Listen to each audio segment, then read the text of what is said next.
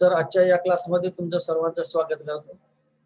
मागच्या क्लासमध्ये आपण समाज ही संकल्पना सविस्तर बघितलेली होती आणि त्यामध्ये समाजाचा अर्थ आणि समाजाची वैशिष्ट्ये याविषयी सविस्तर माहिती बघितलेली होती।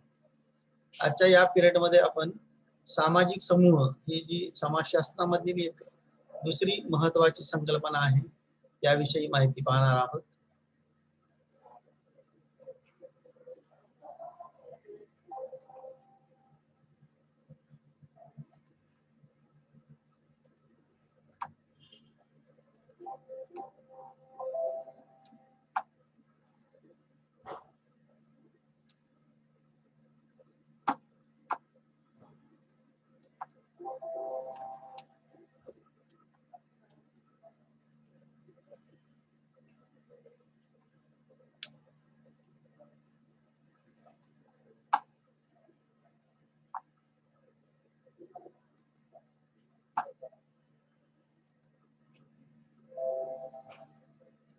सामाजिक समूह सोशल ग्रुप असं इंग्लिश मध्ये नाव आहे। या सोशल ग्रुप या संकल्पनेमध्ये आपल्याला सोशल ग्रुपचा मीनिंग म्हणजे अर्थ आणि कॅरेक्टरिस्टिक्स हे दोन घटक आपल्याला अभ्यासायचे आहेत। तर सामाजिक समूह त्यालाच गट असं म्हटलं जाते। तर हा बरेचदा समूह किंवा गट हा शब्द आपण आपल्या दैनंदिन जीवनामध्ये नेहमी वापरत असतो। म्हणजे झाडांचा समूह असेल किंवा घरांचा समूह, पक्ष्यांचा समूह अशा प्रकारचे शब्दप्रयोग आपण करतो समूह। परंतु समाजशास्त्रामध्ये मात्र म्हणजे मानवी समूहाच्या दृष्टिकोनातून एक विशिष्ट अर्थ आहे। त्या दृष्टिकोनातून आपल्याला सामाजिक समूहाचा अर्थ पाहायचा आहे। आता समाज ही संकल्पना जेव्हा आपण अभ्यासली त्यावेळेस म्हणजे हे आपण लक्षात घेतलं होतं की एका मोठ्या समाजामध्ये अनेक प्रकारचे लहान मोठे समूह आणि उपसमूह असतात आणि ह्या समूह आणि उपसमूह मिळूनच मोठा समाज हा तयार होत असतो। तेव्हा समूह कसा निर्माण होतो हे आपण जर लक्षात घेतलं तर सामाजिक समूहाचं ही संकल्पना जी आहे ती आपल्या म्हणजे चांगल्या पद्धतीने लक्षात येऊ शकते। आता समूह निर्माण होण्यासाठी कमीत कमी दोन लोकांची आवश्यकता असते, दोन व्यक्ती। जेव्हा ह्या दोन व्यक्ती एकत्र येतात किंवा दोन पेक्षा त्यापेक्षा जास्त व्यक्ती एकत्र येतात आणि एक दुसऱ्याशी आंतरक्रिया करतात, ठीक आहे, परस्पर आंतरक्रिया चालतात त्यांच्या आणि या आंतरक्रियांमध्ये सातत्य असते, निरंतरता असते आणि त्याच्यातून स्थिर स्वरूपाचे सामाजिक संबंध निर्माण होतात। तेव्हा सामाजिक समूहाची निर्मिती होत असते। आता हे सामाजिक संबंध कसे निर्माण होतात म्हणजे नेमके काय? तर आता ह्या ज्या दोन व्यक्ती कमीत कमी ज्या दोन व्यक्ती एकत्र आलेल्या किंवा त्यापेक्षा जास्त व्यक्ती त्याच्यामध्ये क्रिया प्रतिक्रिया चालतात। क्रिया आणि प्रतिक्रिया, एक व्यक्ती क्रिया करते तर दुसरी व्यक्ती त्यावर प्रतिक्रिया करते आणि क्रिया आणि प्रतिक्रिया मिळून आंतरक्रिया तयार होते।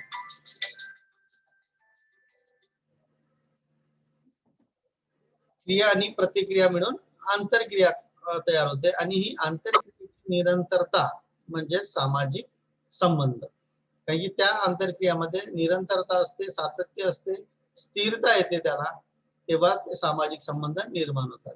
आता क्रिया जेव्हा आपण म्हणतो क्रिया आणि आंतरक्रिया हे दोन्ही होणे आवश्यक आहे। म्हणजे क्रिया आणि प्रतिक्रिया दोन्ही होणे आवश्यक आहे, म्हणजेच आंतरक्रिया होणे आवश्यक आहे।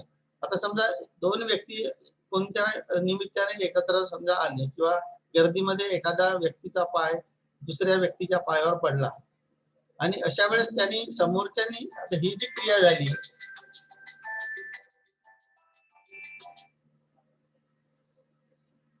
ही क्रिया झाल्यानंतर पुढची व्यक्ती जी आहे त्याच्यावर जर काही प्रतिक्रिया देत असेल तर त्यांच्यामध्ये आंतरक्रिया झाली असं म्हणता येते।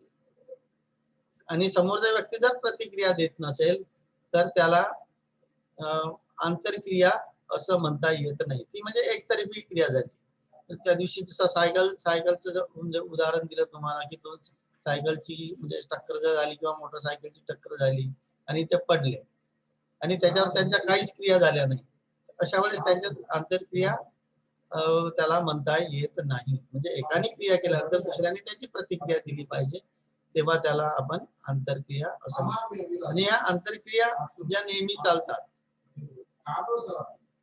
तेव्हाच त्याच्यातून सामाजिक संबंध निर्माण होतात. आता हे सामाजिक संबंध आहे मित्रत्वाचे असू शकतात किंवा शत्रुत्वाचेही असू शकतात, पण शत्रुत्वाच्या संबंधाने तो समूह जो आहे तो निर्माण होत नाही. तिथं म्हणजे मैत्री भाव समजा असेल किंवा भावनिक नात्याने जर एक दुसऱ्याने जुळले आणि त्यांच्यामध्ये निरंतरता असली त्यांच्या त्या संबंधामध्ये, तर तिथून समूहाची निर्मिती होते. म्हणजे समूह निर्माण होण्यासाठी म्हणजे काही गोष्टींची आवश्यकता असते.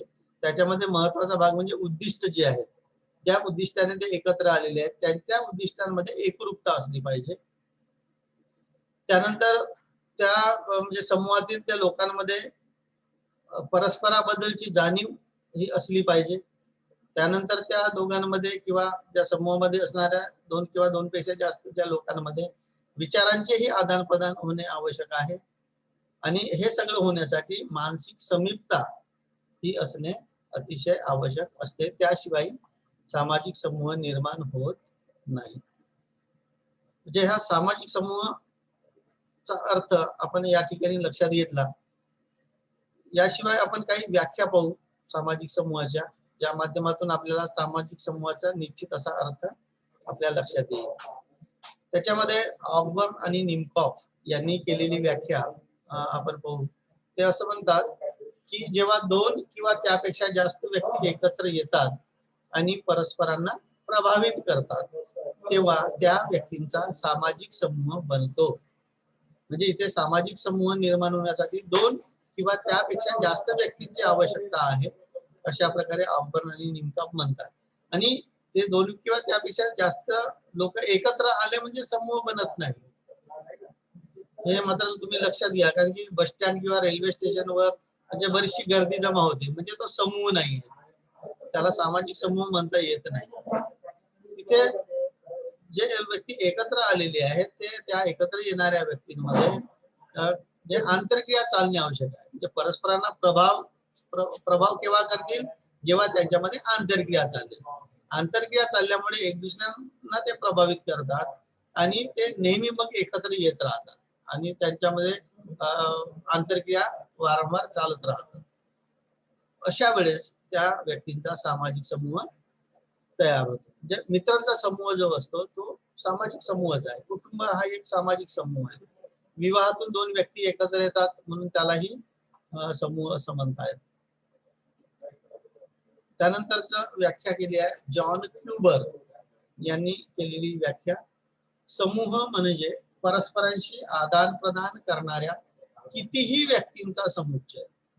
यांनी सुद्धा इथे आंतरक्रियाला महत्व दिलेलं आहे, कारण की आंतरक्रिया झाल्याशिवाय म्हणजे इतर ज्या व्यवहार जे आहेत त्यांचे आदान प्रदान होणार नाही. आणि म्हणून सुरुवात होण्यासाठी त्या दोन किंवा म्हणजे कितीही व्यक्ती ज्या असतात त्यांच्यामध्ये आंतरक्रिया होणे अतिशय आवश्यक आहे. आणि त्या आंतरक्रियेतून मग ते बाकी इतर जे व्यवहार आहेत त्याचं ते आदान प्रदान करतात. आणि म्हणून जॉन क्युबर यांनी समूह म्हणजे परस्परांशी आदान प्रदान करणाऱ्या कितीही व्यक्तींचा समुच्चय अशा प्रकारची व्याख्या केलेली आहे. त्यानंतरची व्याख्या पाहू आपण हॅरी जॉन्सन. हॅरी जॉन्सन असं म्हणतात की सामाजिक समूह म्हणजे सामाजिक आंतरक्रियेची व्यवस्था होय. यांनी अतिशय व्यापक अशी व्याख्या केलेली आपल्याला दिसते हॅरी जॉन्सनची. सामाजिक आंतरक्रियेची व्यवस्था म्हणजे हे एक म्हणजे सिस्टीम बनते, आंतरक्रियेची एक सिस्टीम बनते आणि त्याच्यामध्ये स्थिरता येते. मग की जेव्हा म्हणजे क्रिया प्रतिक्रिया चालतात दोन किंवा त्यापेक्षा जास्त व्यक्तींमध्ये, म्हणजे कुटुंबाचं उदाहरण घेऊ शकतो आपण, मित्र समूहाचं उदाहरण घेऊ शकतो आपण, तर त्यांच्यामध्ये ज्या काही आंतरक्रिया म्हणजे चालतात एक प्रकारची व्यवस्था त्यामध्ये निर्माण होत असते. आणि म्हणून सामाजिक आंतरक्रियेची व्यवस्था म्हणजे सामाजिक समूह अशी प्रकारची व्याख्या कुमारी गौतम यांनी केलेली आहे. त्यानंतरची व्याख्या पाहू आपण मॅक आयवर आणि पेज यांनी केलेली ती व्याख्या आहे. ते असं म्हणतात की सामाजिक समूह म्हणजे अशा लोकांचा समुच्चय की जे सामाजिक संबंधांनी परस्परांशी जोडलेले असतात. जे इथेही दोन किंवा दोनपेक्षा जास्त व्यक्ती एकत्र येत आहेत आणि परस्परांना प्रभावित करत आहे. त्यांच्यामध्ये परस्पर आंतरक्रिया होत आहे आणि त्याच्यातून त्यांच्यामध्ये जे सामाजिक संबंध निर्माण झाले आहेत त्या संबंधांशी ते एकरूप आहेत. म्हणजे नेहमी त्यांच्यामध्ये ते सामाजिक संबंध कायम आहेत, दीर्घकाळ ते संबंध त्यांचे टिकून असतात. अशा वेळेस तो सामाजिक समूह त्याला म्हणता येईल. अशा प्रकारची व्याख्या मॅक आयवर आणि पेज यांनी केलेली आपल्याला दिसते. त्यानंतरचा मेरियल आणि एल्ड्रेच.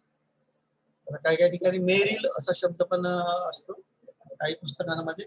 इथे आपण मेरियल आणि एल्ड्रेच असं नाव आपण घेतलेलं आहे.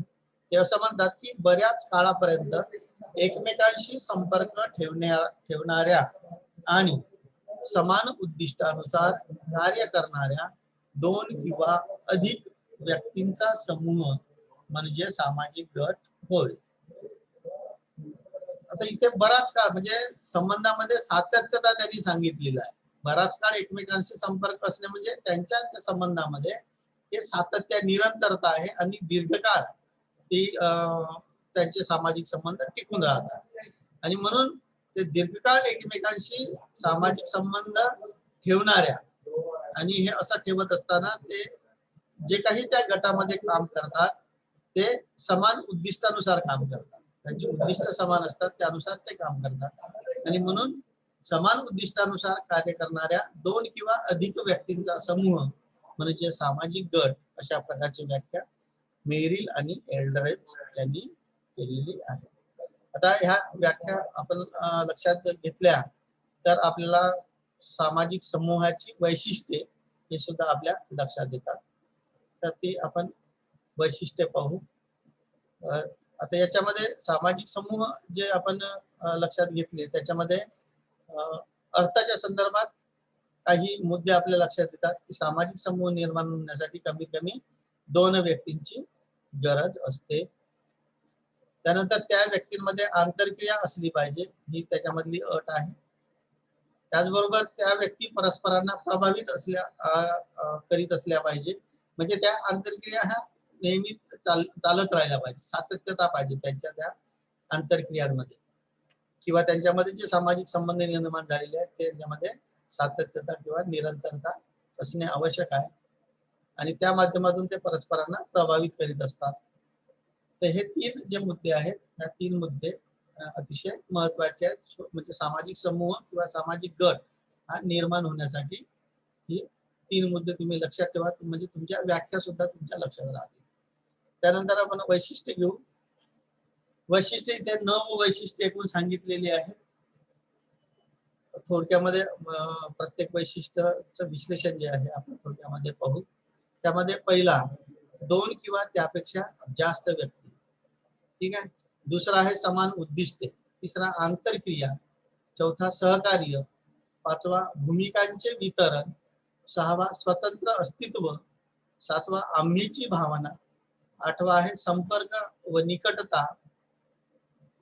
त्याच्यानंतर 9वा क्रमांके आणि मूल्ये आणि नंतर 10वा गतिशीलता. हे 10 वैशिष्ट्ये आहेत. त्याच्यापैकी म्हणजे परीक्षेत दीर्घ प्रश्नोत्तर समजा असेल, प्रश्नाचं उत्तर लिहायचं असेल 20 मार्कासाठी तर अशा वेळेस तुम्ही म्हणजे 6-7 जरी पॉइंट त्याच्यामध्ये लिहिले तरी सफिशियंट आहे. आणि कोविडची परिस्थिती तशीच राहिली तर ऑब्जेक्टिव्ह टाईपही परीक्षा तुमची होऊ शकते. तर त्यामुळे जे मुद्दे जे आहेत ते अतिशय बारकाईने तुम्हाला लक्षात ठेवणं आवश्यक आहे. कारण की बरेचदा प्रश्न विचारला जातो की सामाजिक समूहाच्या वैशिष्ट्यामध्ये कोणत्या मुद्द्याचा समावेश होत नाही. अशा प्रकारचाही निगेटिव्ह प्रश्न राहू शकतो. अशा वेळेस याच्या व्यतिरिक्त एखादा दुसरा मुद्दा त्यामध्ये म्हणजे टाकलेला असते, त्यावेळेस तो ओळखता आला पाहिजे. म्हणजे ती वैशिष्ट्य जर तुम्हाला माहित असतील पूर्ण, तर तो त्याच्याला विसंगत असणारा जो दुसरा मुद्दा आहे तो तुमच्या लक्षात येऊ शकतो. इथं पाहू 2 किंवा त्यापेक्षा जास्त व्यक्ती याच्या आधी विश्लेषण आपण केलेलं आहे की समूह निर्माण होण्यासाठी किंवा गट निर्माण होण्यासाठी 2 किंवा त्यापेक्षा जास्त व्यक्ती एकत्र येणे आवश्यक आहे.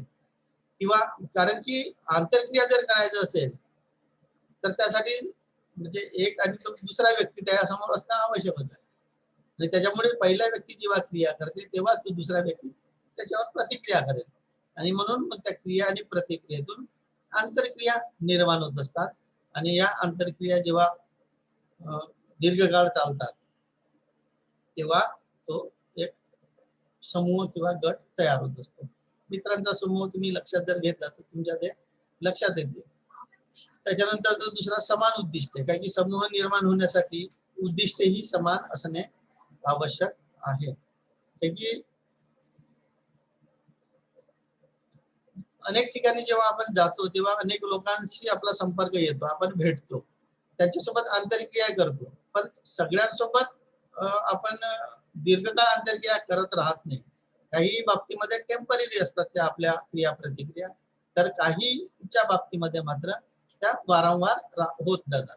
कारण की मग आपली जे काही उद्दिष्ट असतात ते समान असल्यामुळे त्यांच्या त्या आंतरक्रियांमध्ये ही निरंतरता येत असते.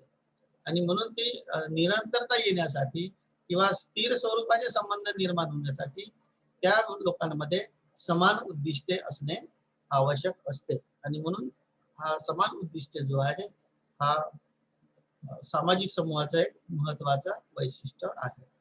त्यानंतरचा तिसरा भाग आहे आंतरक्रिया. किंवा आंतरक्रिया चालल्याशिवाय त्यांच्यामध्ये सामाजिक संबंध निर्माण होऊ शकत नाही. आणि म्हणून आंतरक्रिया हा महत्वाचा भाग आहे. त्याची या म्हणजे इथे फिजिकली संपर्क जर म्हणजे येत असेल, ह्या आंतरक्रिया बरेचदा शब्दानेच चालतात असे होत नाही. किंवा सुरुवातीच्या काळामध्ये म्हणजे डोळे जे आहे एकमेकांकडे जे पाहतो आपण आणि त्याच्यातून जे हावभाव जे चेहऱ्यावर येतात त्यातूनही त्या आंतरक्रिया घडतात. आपण म्हणजे जुने चित्रपट जर तुम्ही बघितले तर त्यांच्यामधले जे संपर्क आहे म्हणजे फेस टू फेस चेहऱ्यावरून, तर त्यांचे जे हावभाव ते संकेत देत असतात एक प्रकारचे. त्या संकेतातून समोरच्या व्यक्तीला लक्षात येते की समोर त्याला काय म्हणायचं आहे. त्याच्यातून तशाच प्रकारचे संकेत मग त्याला प्रतिउत्तर म्हणून ते समोरची व्यक्ती सुद्धा ती संकेत देत असते. तर ह्या प्रकारच्या ज्या क्रिया आहेत याला आपण आंतरक्रिया म्हणतो. म्हणजे क्रिया आणि प्रतिक्रिया या फक्त शाब्दिकच असल्या पाहिजे असं नाहीये, संकेतच्या माध्यमातूनही त्या आंतरक्रिया चालू शकतात.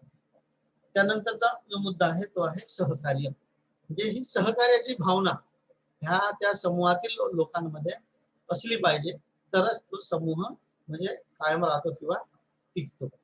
आता हे सहकार्य बरेचदा प्रत्यक्ष असू शकते किंवा अप्रत्यक्ष सुद्धा असू शकते.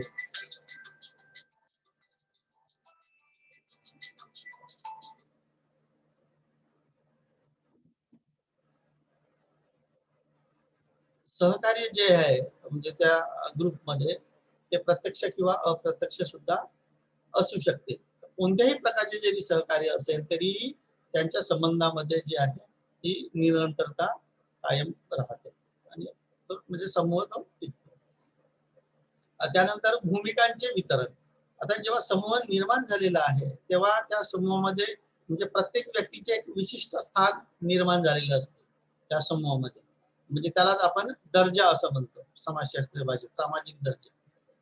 आणि ते जे स्थान निर्माण झालेले आहे त्या समूहामध्ये त्या प्रत्येक स्थानाशी संबंधित काही भूमिका सुद्धा असतात. त्या भूमिकांचे वितरण सुद्धा झालेले असते त्या प्रत्येक सदस्यांमध्ये. त्या समूहातील जे काही सदस्य आहेत 2 किंवा त्यापेक्षा जास्त, त्या प्रत्येक सदस्यांमध्ये त्यांच्या त्यांच्या स्थानानुसार भूमिकांचे सुद्धा वितरण झालेलं असते. आणि त्या भूमिकानुसार त्यांना आपलं म्हणजे वर्तन आणि व्यवहार ठेवावा लागतो.